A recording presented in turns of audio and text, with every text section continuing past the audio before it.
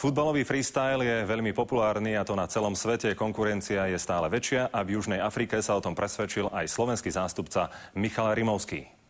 V Kapskom meste sa zišla naozaj skvelá partička, ktorá sa okrem trénovania neuveriteľných žonglérskych kúskov vie aj dobre zabaviť.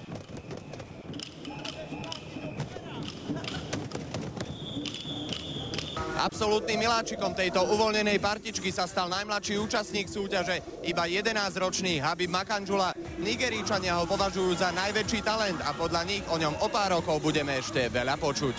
Raz chcem byť veľkým futbalistom, hrám ho od 5 rokov. Mojím vzorom je Ronaldinho a vytúženým klubom FC Barcelona. Tak ten je strašne dobrý, to je naozaj ukážka toho, že tento šport ide hore strašne rýchlo.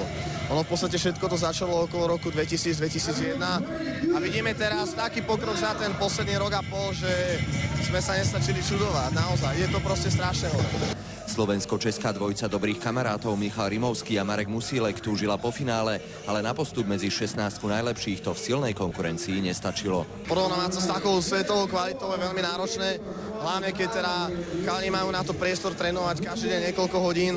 A tak je to skvelý zážitok, ja si myslím, že sme predvedli a spolu s Marekom to maximum, čo sme sebe mali a hambu sme už ste neurobili, reprezentovali sme hrdo.